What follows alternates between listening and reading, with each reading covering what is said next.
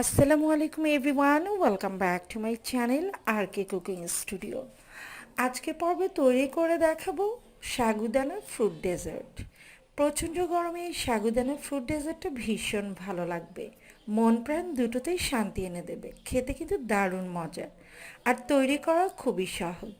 তো চলুন ঝটপট শুরু করা যায়। সাগুদানার ফ্রুট পায়েস তৈরি করার জন্য আমি এখানে 1 লিটার পরিমাণ তরল দুধ নিয়েছি। তবে আপনারা চাইলে কিন্তু গরুর দুধের পরিবর্তে গুঁড়ো দুধ দিয়ে এই পায়েসটা রান্না করে নিতে পারবেন। সেই ক্ষেত্রে 1 লিটার পানিতে 1 কাপ ভরে ভরে পাউডার মিল্কটা ইউজ করবেন। এতে করে খুব ঘন একটা তরল দুধ আপনারা পেয়ে যাবেন। এবার এই দুধে আমি দিয়ে দিচ্ছি 1/4 কাপ পরিমাণ সাগুদানা,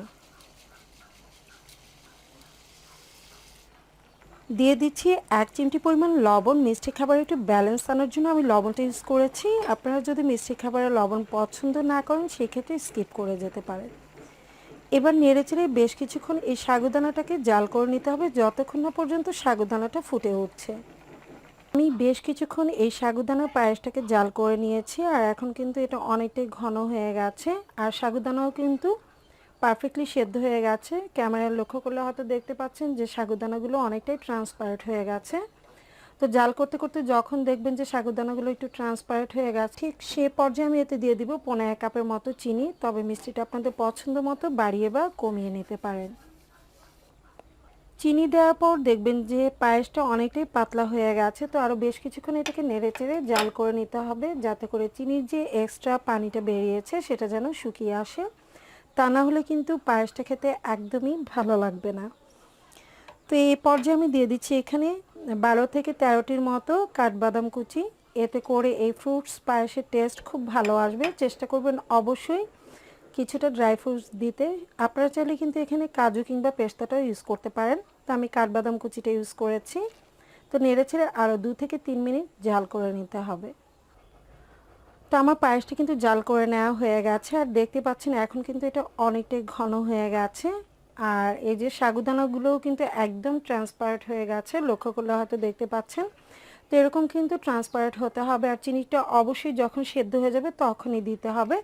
তা না হলে দেখা যায় যদি প্রথম পর্যায়ে আপনারা চিনিটা ইউজ করে ফেলেন সেই ক্ষেত্রে সাগুদানাটা খুব সহজে কিন্তু সেদ্ধ হতে চায় না। তো যখন সেদ্ধ হয়ে যাবে ঠিক সেই পর্যায়ে কিন্তু চিনিটা ইউজ করতে হবে। আর দেখতে পাচ্ছেন এটা কিন্তু অনেকটাই ঘন হয়ে গেছে। যখন এটা পুরোপুরি ঠান্ডা হয়ে যাবে তখন আরও অনেকটাই ঘন হয়ে যাবে।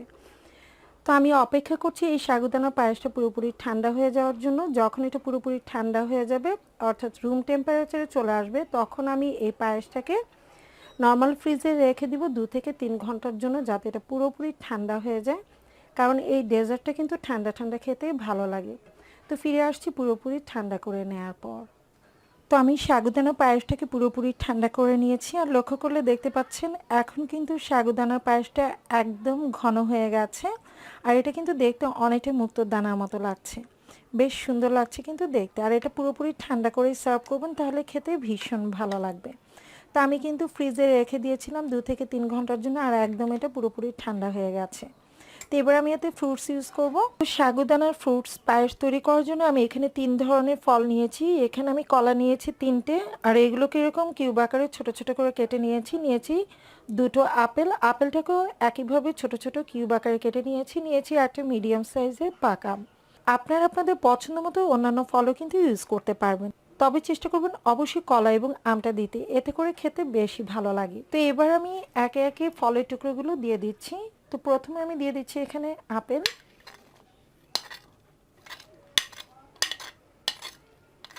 এবার দিয়ে দিচ্ছি টুকরো করে কেটে রাখা আম, দিয়ে দিচ্ছি কুচি করে কেটে রাখা কলা।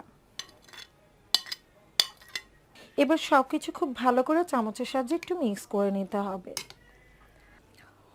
তো আমি সব কিছু খুব ভালোভাবে মিক্স করে নিয়েছি, এটা মিক্স করে নেওয়া হয়ে গেছে। এবার আমি সার্ভিং ডিশে এটা নিয়ে নিব।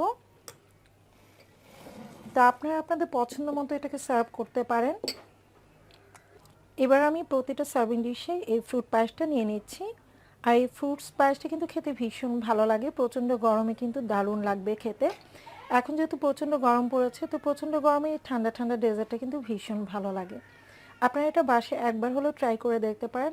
আই হোপ আপনাদের কাছেও ভীষণ ভালো লাগবে।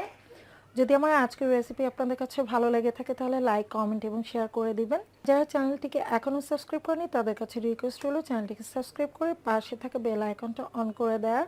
এতে করে আমি যখনই কোনো নতুন ভিডিও আপলোড দিব আপনার সাথে সাথে কিন্তু তার নোটিফিকেশনটা পেয়ে যাবেন সবার আগে। তো সবাই ভালো থাকবেন, সুস্থ থাকবেন। আজকের মতো এখানে বিদায় নিয়ে নিচ্ছি।